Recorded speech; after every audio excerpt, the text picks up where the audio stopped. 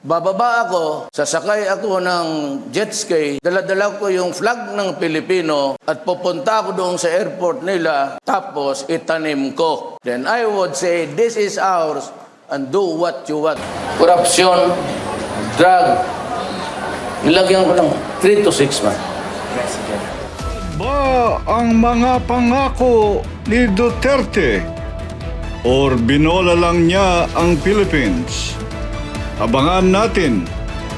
Masakit kaagad ang ulo ni President BBM. Ano kaya ang gagawin niya? Abangan sa batas, politika at iba pa. Magandang oras mga kaibigan. Ako si Attorney June Bautista, isang abogado sa Pilipinas. Ako naman po si Attorney Ed Lopez, abogado po dito sa California. Magandang umaga o magandang gabi kung nasan man kayo.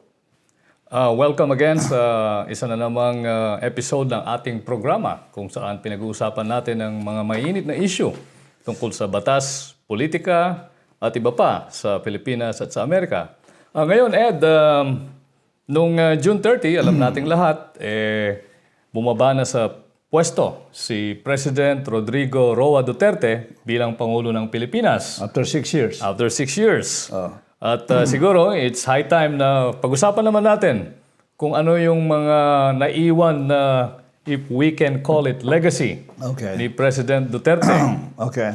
And at the same time, pag-usapan din natin kung ano yung haharapin naman o kinakaharap na mga challenges o sitwasyon ni President Ferdinand Romualdez Marcos Jr. o si BBM. Also known as BBM. Also known as BBM. Okay. So, stay tuned mga kaibigan. Very interesting yung paksa natin ngayon.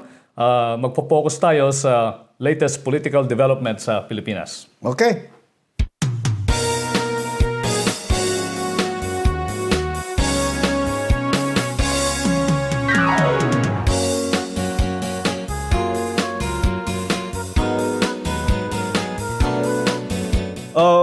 June, Attorney June, ano ba yung masasabi nating mga legacy ni outgoing President Rodrigo Duterte? So to start off our discussion, Ed, let's focus sa economy. Anong masasabi mo tungkol sa ekonomiya under Duterte? May mga nabasa ako nung nag-take over si President Duterte. He inherited a very robust economy. Under Pinoy, Under, from Pinoy. Pinoy. So in other words, maganda yung iniwan ni President Pinoy kay Duterte in terms of, ewan ko kung may surplus sila, pero yung credit rating ng Philippines at the time na nag-take over si Duterte from President Pinoy, mataas yung credit rating natin sa Philippines. So ano po ang ibig sabihin ng maganda yung credit rating? Ang ibig sabihin nun, kung maganda ang credit rating ng Philippines, kapag nanghiram ng loan ang Philippines sa mga lenders sa international economic scene, mas maganda yung interest rate na ibibigay nila sa atin dahil kasi maganda yung credit. Okay. Para bang individual credit din. Pag maganda ang credit mo, mataas ang credit score mo, maganda interest. rin yung mga terms and conditions ng loan, lalo na sa interest rate. Okay? So ngayon, ano naman ang narinig mo dito sa ilalim ng administrasyon ni Duterte? Anong kondisyon ng economy natin? Well, yeah, gaya na nasabi mo, yung GDP or gross domestic product, which is the totality, of course, of the products and services output, no? Sa isang bansa, when Duterte assumed office in 2016, around 6% or even higher. Okay. No? Yun ang tama yung sinabi mo, Ed. Very robust, strong yung economy. Pero nung pagpasok ni Duterte, although figure-wise, on paper, na-maintain somewhat ni Duterte yung GDP rate na yon. Pero pagdating sa actual situation, sa reality, sa scene, parang hindi naging ganyan ang trickle down ng economy. Like for example, in terms of employment rate. Yung employment rate ngayon paalis na si Duterte or wala na si Duterte, nataas from around 5 to 6% yung unemployment rate sa Pilipinas. Hindi, pero sumama yata yung ekonomiya ng Philippines dahil doon sa pandemic. Yeah. Diba? Yeah. Just Isa pa like, yan. just like any other countries throughout the world, tinamaan yung ekonomiya. So ngayon, yung mga bansang na-manage nilang mabuti yung pandemic, nakaahon kagad sila doon sa crisis, doon sa economic crisis. Pero din sa Philippines, parang medyo na-mismanage yung Pandemic response. And as a result of that, may mga nagsabi, may mga reports na sa mga countries daw sa Asia, Philippines would be the last country na makaka-recover. Worst performing sa Asia yung Philippines in terms of handling the pandemic. Actually, hindi naman natin sinasabing completely fault ni Duterte yung pagbagsak ng ekonomiya dahil this is a worldwide phenomenon dahil sa pandemic. Pero ang naging problema kay Duterte, yun nga, mismanage yung pandemic response. Okay. Na dapat ang tinuturo ng mga expert dito na pinakamalaking factor ng mismanagement ng pandemic response dito, wala silang coherent program ang Duterte administration to respond to the pandemic. Halimbawa, yung prolong na lockdown masyado. Alam mo naman, pag lockdown, walang economic activities. Tapos, erratic. Magbubukas, magsasara. So, nagkaroon ng uncertainty. Yeah, not only that, ang naging response ni President Duterte sa pandemic is, ang naging approach niya is militaristic. Right. Di ba? Para bang ang daming lockdown, pagkatapos strong arm yung ginawa niya, maraming checkpoints, pagkatapos yung mga police, mga military, sila nag-i-implement nung... yung head ng pandemic, General Galvez ba yan? Isang military, hindi siya epidemiologist. Hindi, ang ibig sabihin, imbis na yung Duterte administration, tinreat nila yung pandemic as a health issue. Yeah. Ginawa nilang national security issue. Yes. Di ba? At saka yung mga lockdown, the purpose of the lockdown was not served well. Kasi purpose mo, kaya ka nagla-lockdown to strengthen your healthcare system. Hindi ginawa ng Duterte administration yon. Para bang nag-lockdown lang for the sake of locking it down. Gumaya lang sila. And then, what's even worse, sa panahon na yung tao, kailangan nila yung livelihood and employment at kailangan yung business to stay afloat. Pinasara yung ABS-CBN na nag-employ ng maraming empleyado. Mga 15,000 nata 15,000. na nawala ng trabaho. Okay. So, ang malungkot pa dyan is dahil nga sa mismanagement nila sa pandemic response, no? Ang dami nilang inutang na pera. Yan. No? Yan. Ang dami nilang inutang na pera to the point na may mga nagsasabi na kahit matapos daw ni BBM yung term niya, yung mga inutang na Duterte, hindi pa mababayaran. 14 trillion pesos, Ed. Okay. That's around more than $200 billion. Okay. So, ito kasi, nakasalalay sa Dutertonomics. Meron ding Dutertonomics yung Dutertonomics, yung build. So, sige, alis na tayo sa pandemic, no? So, yung naging main signature ng economy ni Duterte is build, infrastructure. Style President Marcos Sr. Yung okay, maraming napatay yung Hindi, pero maganda yun. Yeah, maganda yung kasi, maganda yung build, dahil kasi yung mga infrastructure natin. Na-improve. Na-improve yung infrastructure natin. Yeah. Kaya lang, siyempre, isang aspect lang ng how to grow the economy. Yeah. No? Ang problema din is, Utang. di ba, marami raw investment na ibibigay ang China sa Philippines, pero wala namang natupad. Yeah. Di ba? Merong naibigay, yung, di ba, nung nag-visit si Duterte sa China, pinagmalaki niya, nung pagbalik niya, nakakuha siya ng maraming pledges. Investment, money pouring in, infrastructure, to the tune of $24 billion yata. Pero ang problema, hindi nag-deliver ang China. Nagbigay sila, konti lang, not even half daw, sabi ng mga economists, ng what China pledged. Hindi, tsaka alam mo kung ano yung the most symbolic failure ng Duterte administration in dealing with the COVID yung family corruption issue. Di ba? So, habang ang mga Pilipino naghihirap, no? Wala silang mga trabaho, wala silang makain, so forth and so on, yung mga malapit na mga kay Duterte, nakinabang na 12 billion Yung mga pandemic funding. Pesos na binigay doon sa family na ang capitalization lang ata wala pang 1 million pesos. Pero binigyan nila ng ganong mga billion na mga contract. Yes. Di ba? Oh. So, yun ang pinakamalungkot doon na sinamantala na itong mga kaibigan ni Duterte yung funding sa pandemic na napunta lang sa mismanagement ng pandemic response na dapat yung mga perang yon ginamit sa mga tao para masugpo yung magkaroon ng solution doon sa pandemic response, pero yun ang... Para yung tinatawag yan na binaligtad nila, no? In every crisis, there's an opportunity. Ito, opportunity to promote their self-interest. Yan ang problema. So that's the problem with Dutertenomics. Okay, maganda yung infrastructure, marami siya napatay yung airport, bridges, na-improve. Pero in the process, nabawo naman tayo sa utang, which is to the tune of 14 trillion pesos.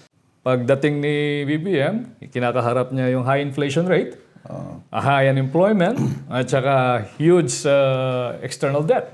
External debt, So, good luck, BBM.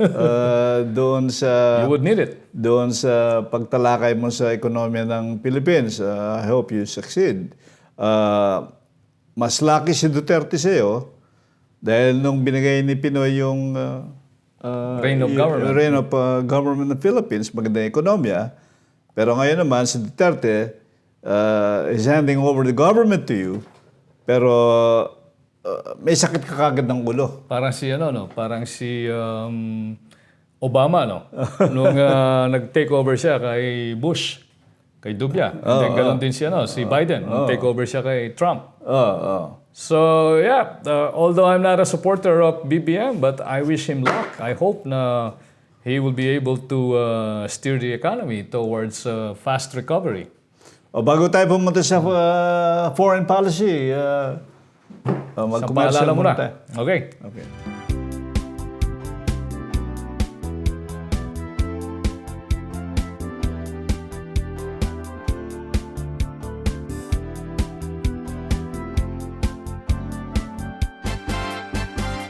Okay, and let's move on naman sa another aspect of the Duterte administration, which is foreign policy, no? Okay.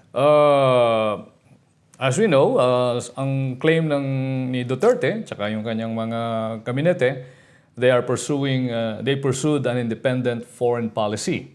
So, ano masasabi mo tungkol dito? Particularly in relationship ng Duterte administration sa China and the United States. Well, obviously, nagkaroon ng pivot, no? Yung Duterte administration from the traditional pro-American stance of the Philippines in terms of foreign policy. Pagkatapos, nung umupo si President Duterte, talagang very drastic yung move niya na lumapit sa China. Okay. In fact, maalala natin, nung kaupo pa lang ni Duterte, minura na niya si Barack Obama. Di ba?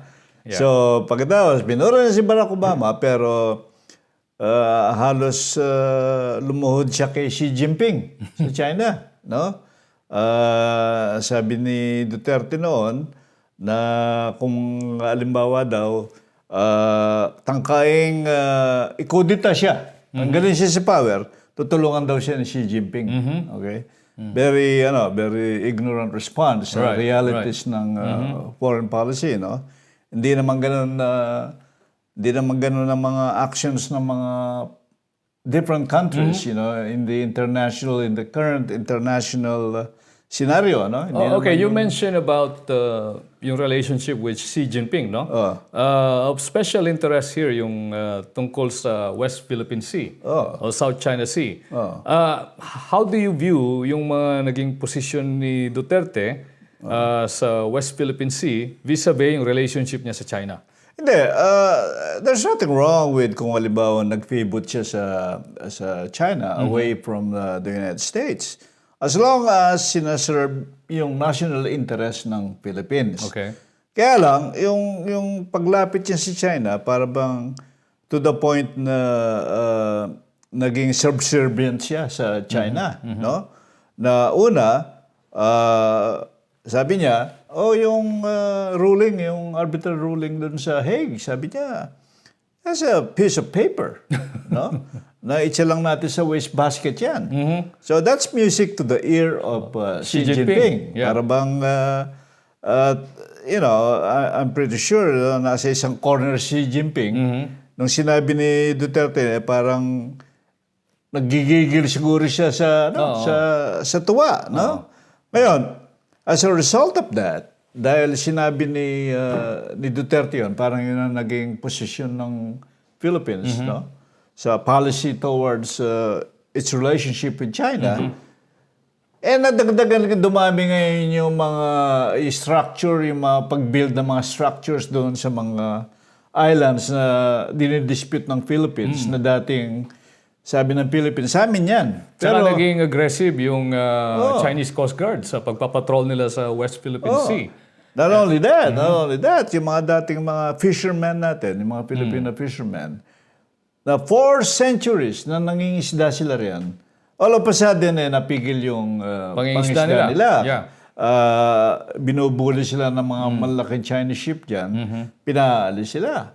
Never in the history of the Philippines nagkaroon ng ganong klaseng Tapos, nakaka-outrage, no? Dahil, ewan ko kung naalala mo yung nagkaroon ng fishing boat ng Filipino. Yeah. Sinagasaan ng malaking Chinese vessel. Right. Di ba? Ano naging response ni Duterte?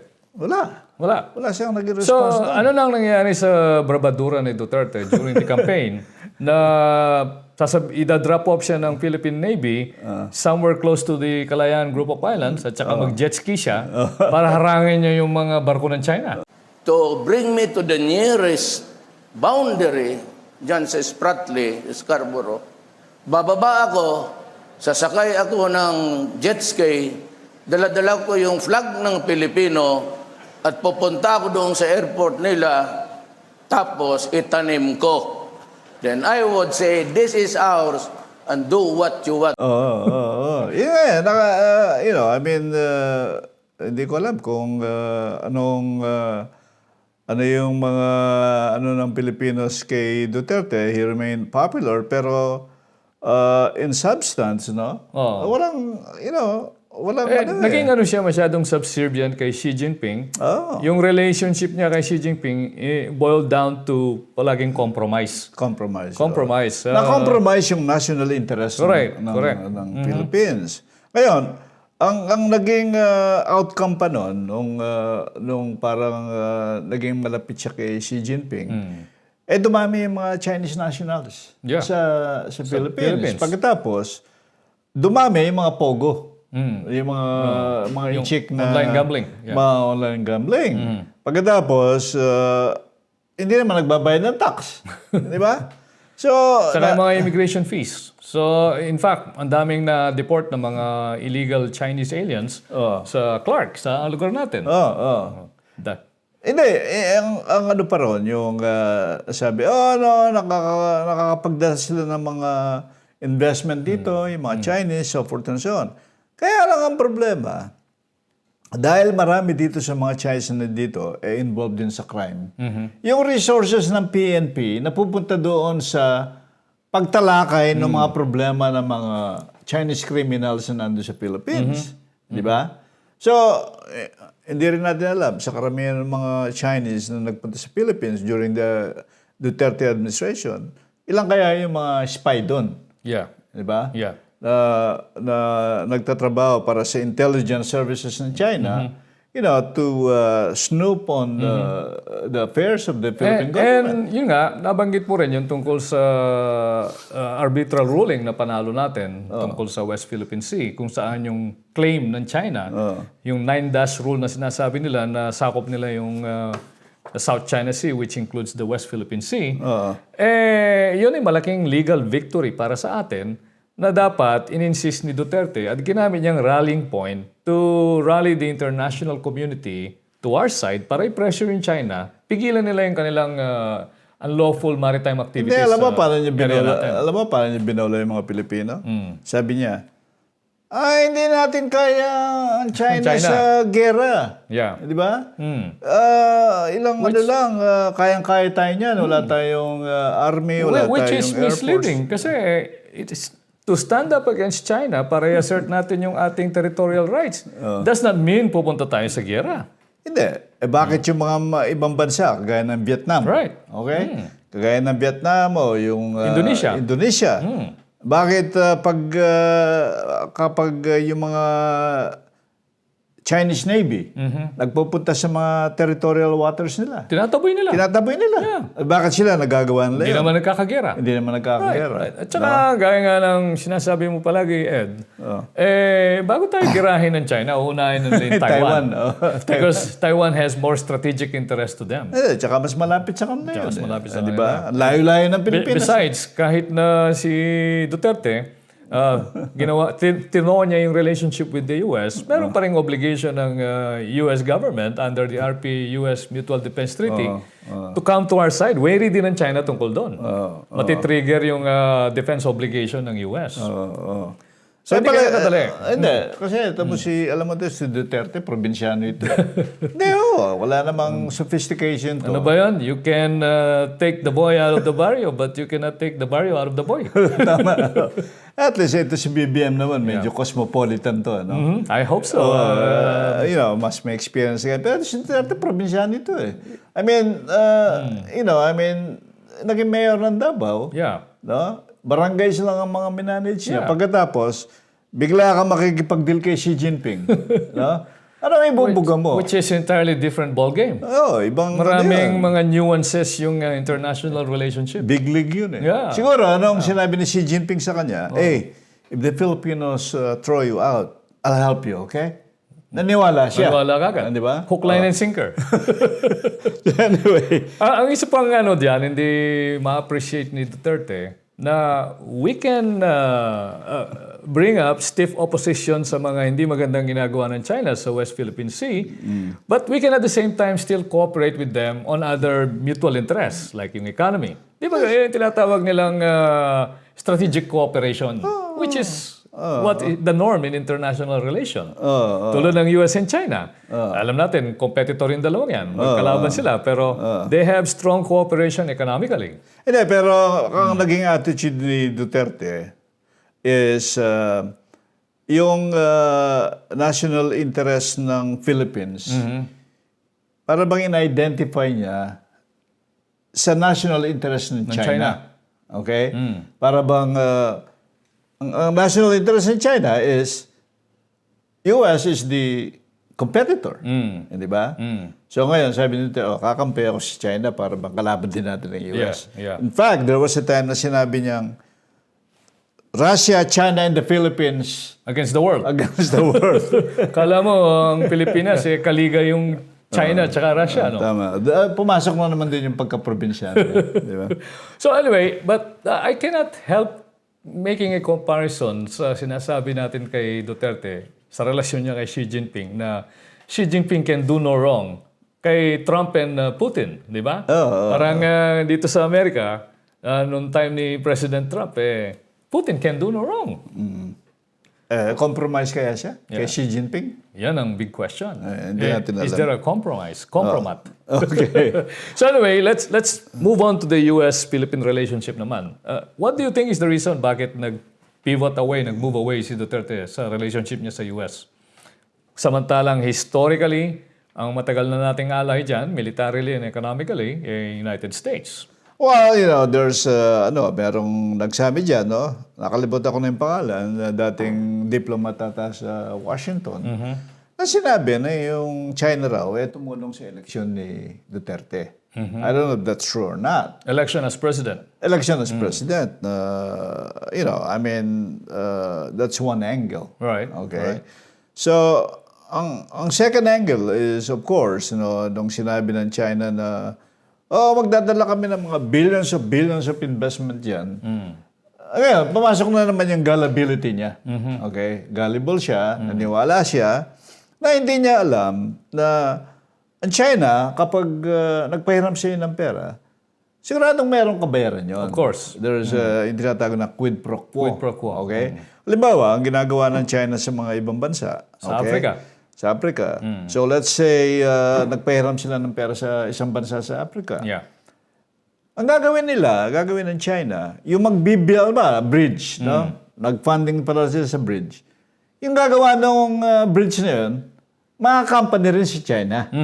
Di ba? Right. So, yun ang isa siguro sa mga dahilan na niwala siya na ang China, tutulungan tayo. So let's maging close tayo sa China. Yeah. So, yun, maraming, Tsaka parang yata, Ed, during his time as mayor of Davao City, nagkaroon siya ng hindi magandang experience dealing with the Americans. I forgot that incident, pero it involves the FBI. Parang nag-conduct sila ng operation dun sa Davao City at parang na-overstep or yung kanyang authority para bang hindi pinagpaalam sa kanya.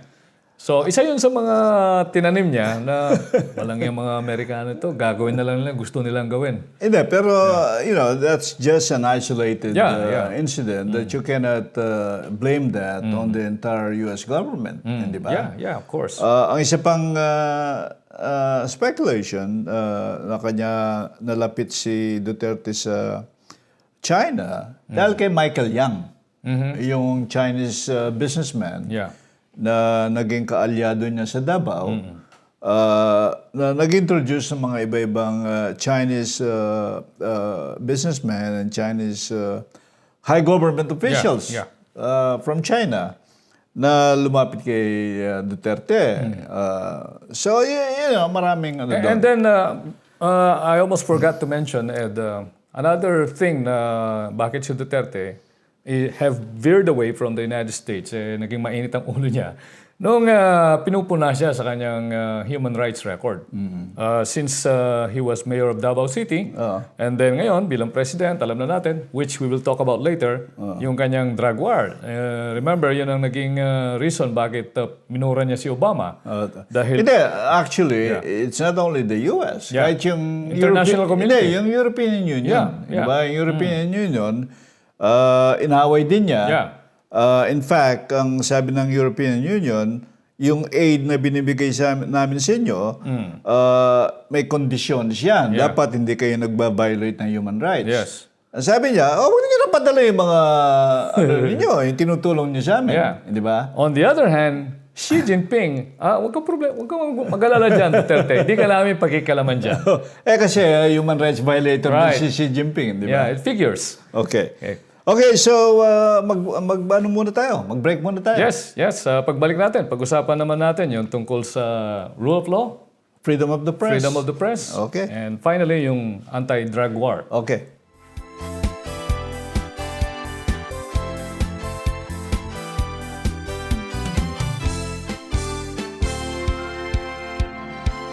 Okay, Ed, si Duterte, nung humabol siya, isa sa mga pagpapakilala niya para iboto siya ng mga Pilipino, he's a law and order guy.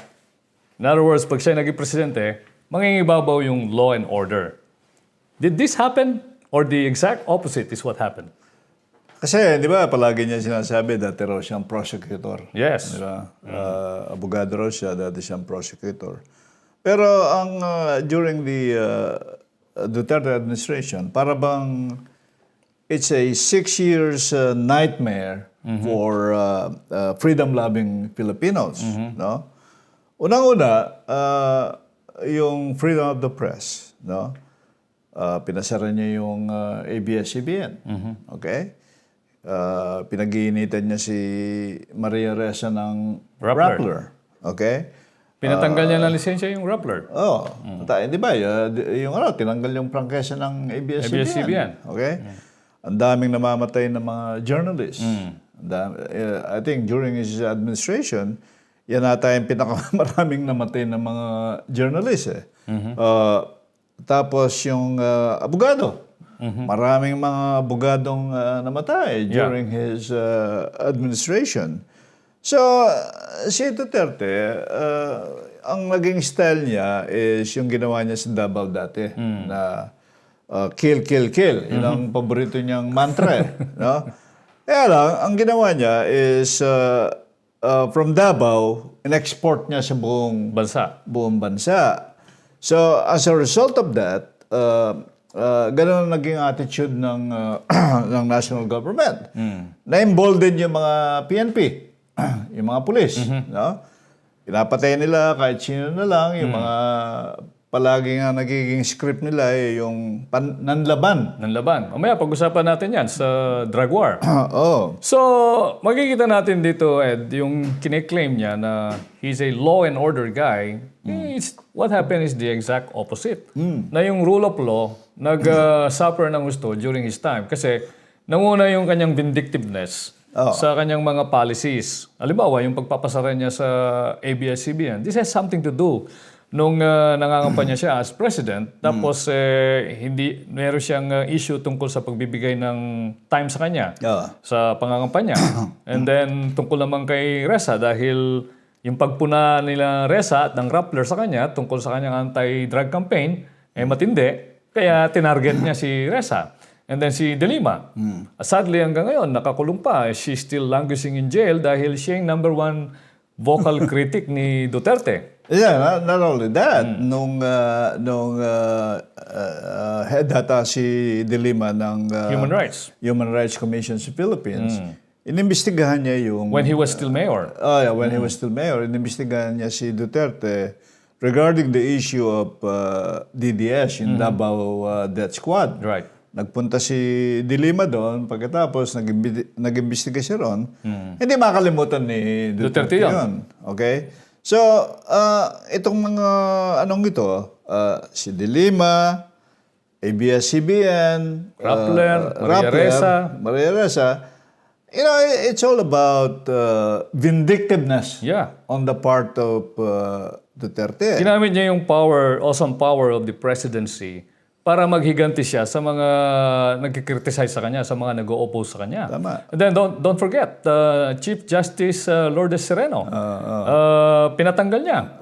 Although sinasabi niya, nung natanggal si Sereno, I have nothing to do with the removal of Justice Sereno. Pero several times in national TV, sinasabi niya, I promise you, matatanggal ka sa pagiging Chief Justice. Ginamit niya siya doon. Ginamit niya si Calida. Si Calida, yung co-warranto. Yeah, they reverse 100 years of jurisprudence tungkol sa pagpapatanggal ng impeachable officers through impeachment only. Biglang co-warranto. So, yung mindset nga ni Duterte na naging pulisya, para bang yung local official na kinalaban niyo ako, Para siyang warlord. Para siyang warlord na presidente ka ng Pilipinas, pagkatapos pag-iinitan mo yung mga pag-iinitan mo sa iyo, gagawin mo personal yung mga may mga sinasabi sa iyo, mga nagki-criticize. Pero ang hindi niya na-realize nga, kasama ng rough and tumble ng democracy yan. Right. Di ba? The essence of democracy. The essence of democracy is palaging merong opposition. Yes. Okay? Kaya naman nagtitribe ang democracies because of the accepted yung mga pro and cons sa mga issues. Di ba, merong isang matatas na kasabihan dyan about freedom of the press and freedom of speech. Yung the essence of democracy is not so much with the ideas that agrees with us, but more so with the ideas that disagrees with us. Tama. Doon matetest talaga ang democracy. Kung you have tolerance sa mga opposing views. Kaso nga, ang mindset nga ni Duterte, nasabi ng warlord, but another word that can be used is yung authoritarian, autocrat. Autocrat, di ba? Yung mga strongman, Kasi ayaw nila yung kinikriticize sila. And yung pinag-usapan natin, Ed, he himself admitted, si Duterte, di ba? Sinabi niya, yung pagpapasara ng ABS-CBN, I used the office of the presidency. Tama. Inamin niya. Nung pag-alis niya, inamin niya. It's not our words, his words. Hindi, pero ang malungkot doon, sabi niyang, pinasara ko yan, sabi niya. Ginamit ko yung office of the president, to shut down ABS-CBN. Pero hindi niya inaalala naman yung mga empleyado ng ABS-CBN. Yun nga diba? Nakakalungkot. Yung mga empleyado ng ABS-CBN, may mga pinag-aaral, may mga pamilyang may sakit, okay? Tinanggal niya yung mga source of livelihood ng mga taong yun, their food on the table, okay? Dahil lang yung vindictiveness niya sa mga Lopezes. Or this ABS-CBN. Masama doon, yung timing pa, panahon ng pandemic. Na kailangan ng tao yung livelihood. Wala siyang pakialam Okay. So, yun ang issue tungkol sa yung press freedom, democracy has truly suffered under Duterte. And when we come back, pag-usapan naman natin ang isa sa mga pinakamainit, I would say the signature platform ni Duterte. And let's see how it fared, yung anti-drug war. Huwag po kayong alis.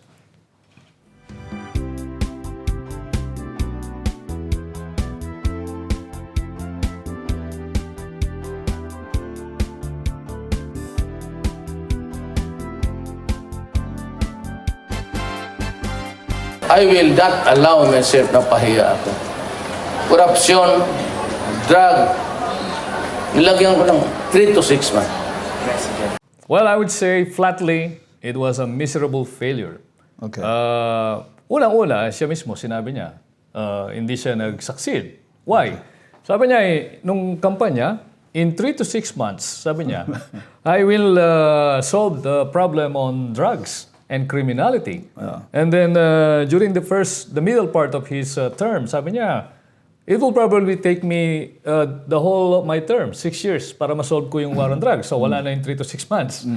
And then nung patapos na yung term niya, sabi niya, kung yung Amerika, 1 trilyon ang ginastos nila sa war on drugs, hindi nila nasosolve hanggang ngayon. So para ba naging defeatist na siya? Sinasabi niya na talagang hindi mo masosolve ito. Which is of course, the exact opposite of what he said during the campaign. Now, obviously, maraming, sorry to say this, nago yung mga Pilipino, kumagat sila, naniwala sa very sweeping statement ni Duterte na he can solve the drug problem in 3 to 6 months. Hindi, ang naging ultimate outcome is ang findings ng mga iba-ibang sektor na nag-investigate ng mga extrajudicial killings during the Duterte administration. It ranges from 6,000 To 8,000. to 8,000 Filipinos na namatay dahil dyan sa campaign na yan. Yes. Okay? And the resulting outcome of that is that iniimbestigahan ngayon ng International Criminal Court si Duterte dahil doon sa mga nangyari yun, yung abuse of power na yan. No?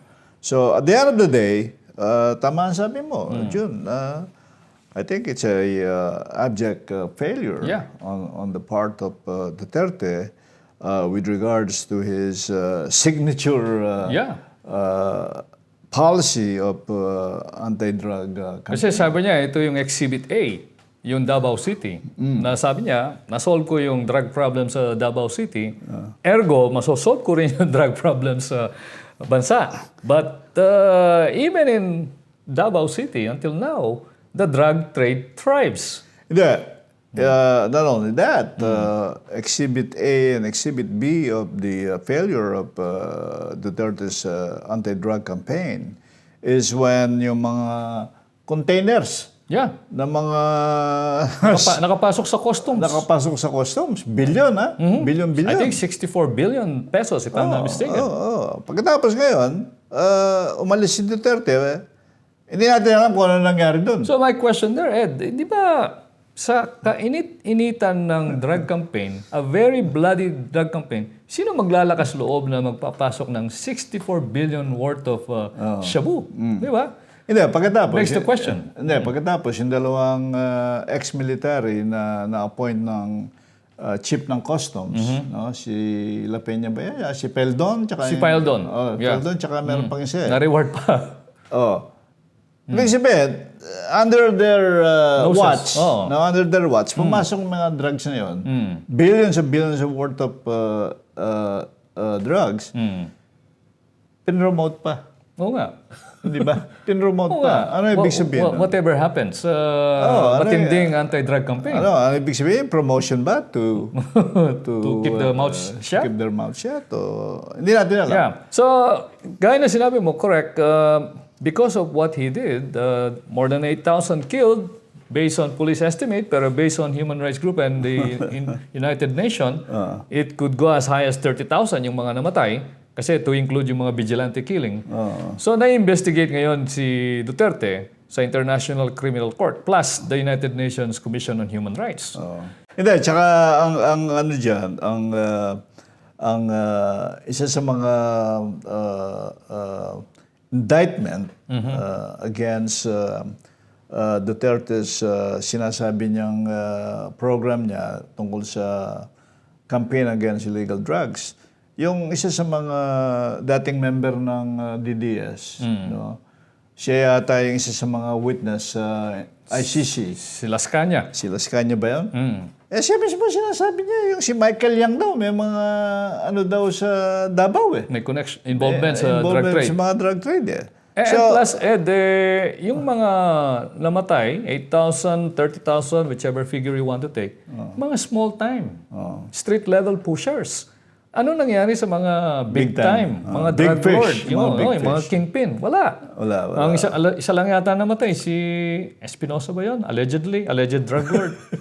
Hindi, tsaka ang nakakatawa ito. No? Nung may mga napatay ang mga law enforcement natin, ng mga Chinese, na namatay sa encounters, mga law enforcement natin, itong mga Chinese na ito, na-discover, meron silang laboratorio ata ng shabu somewhere. Nakalimutan ko na anong lugar yon. Nag-apologize si Duterte sa China dahil daw doon sa mga napatay na mga drug suspect na mga inchik. Pero never once na narinig ko na si Duterte nag-apologize sa mga Pilipino na namatay sa anti-drug campaign ng Duterte administration. Yun ang ano dun yun ang very ironic. Very ironic. Yun nga, babalik tayo sa 64 billion shabu shipment na nakalusot. I never heard from Duterte. Nagkaroon siya ng strong condemnation. Nagmura siya na itong mga ito, magbabayad ang mga ito, haharapin nila yung batas. Pero yet, pag nagsasalita siya sa public, forceful and aggressive na papatayin ko yung mga drug lords. Magtago na kayo. Hindi, yung silence niya doon sa issue yun is deafening. It speaks volume. Di ba? Yeah. So, yun ang problema sa anti-drug war. Until now, the drug trade continues. Marami pa rin ang supply. So, obviously, hindi na-solve yung drug problem. So, for that, I give Duterte in a scale of 1 to 5, 3. Sa drug campaign. Drug campaign. Ako siguro 2. Sige, gawin na natin 2.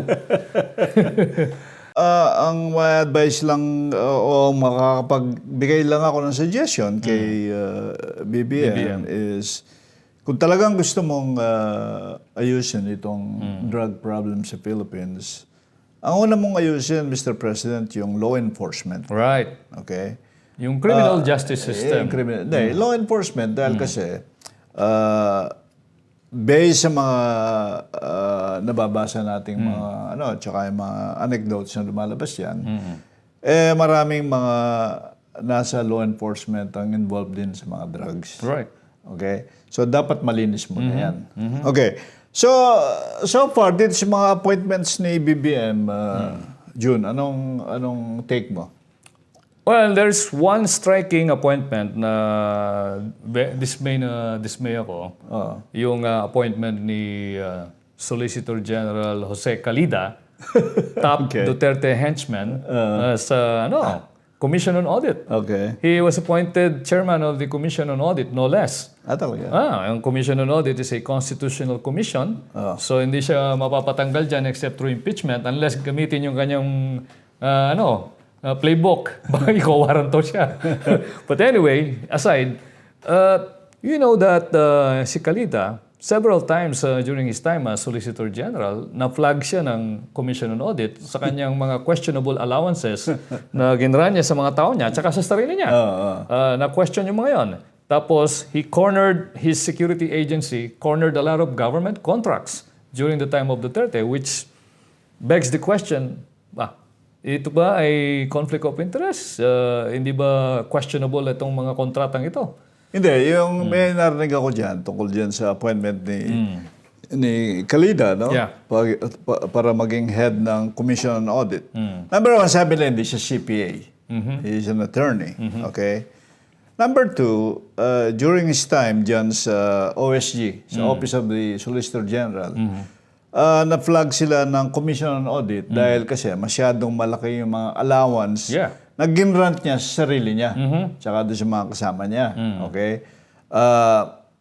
As a result of that, naging pangalawa siya kay Ben Jokno sa pinakamataas na income na cabinet official. Correct. Okay?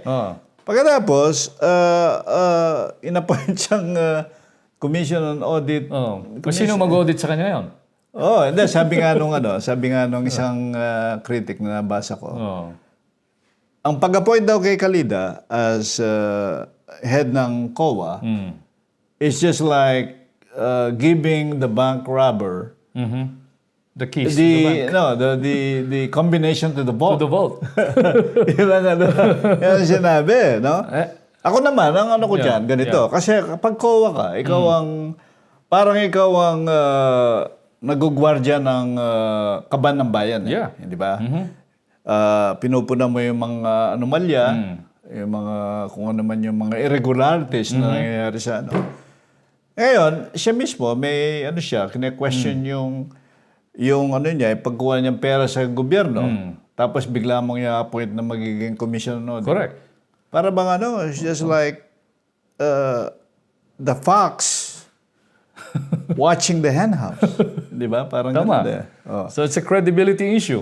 Malaking credibility issue. Hindi, kaya lang, ang problema, kasi dyan, itong si Calida, if you remember, siya yung nag-advocate na mailibing si Ferdinand Marcos Sr. doon sa libingan. So parang payback to? I don't know. And plus, si Calida, like I said a while ago, is one of the top henchmen of Duterte. Siya yung nag-maneuver sa mga legal issues para magawa nila yung gusto nila magawa, like libingan ng mga bayani for Marcos, yung removal ni Sereno as Chief Justice.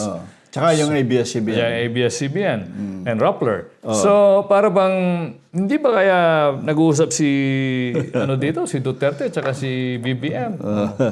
So, ang siguro dyan, yung overall although overall, tinignan ko yung mga appointments ni BBM, it's a mixed bag. Yeah, it's a mixed bag. Marami nagsasabi, yung mga economic managers tsaka yung mga businessmen sa very happy sila doon sa mga appointments ni BBM doon sa economic sector. Right. Ang isa pang magandang appointment siguro na ginawa dyan ni BBM, yung pag-appoint kay yung anak ni Blas Ople. Susan yata yung pangalan niya. She has been appointed sa migrant workers. So this lady has been advocating for migrant workers' rights for a very long time. Talagang tama yung posisyon niya doon. Pero Hindi, yun nga, tsaka isa pa, yung in-appoint ata ng Foreign Affairs Secretary. Foreign Affairs. Yeah. A Career diplomat ata ito. So, maganda yung mga appointments niya sa mga bagay na yan. Except nga si Kalida. Si Kalida. No? I mean, I would term it as an ugly appointment. Yes, definitely. Okay. Pero ang moving forward sa bagong administrasyon ni BBM, ano ang magiging parting words mo sa kanya? Well, this is the thing. At the end of the election, the BBM is not only the president of the Reds, hindi yung Red na komunista, yung mga makapulang supporter niya. He's the president of the country now. And of course, gaya nga ng sinabi ni President Bush nung nanalo ng Pangulo si Obama, nag-ipon-ipon yung former US President, si Clinton, si Carter, si Bush, at saka si Obama. Sabi ni President Bush, President Obama, your success is the success of the country.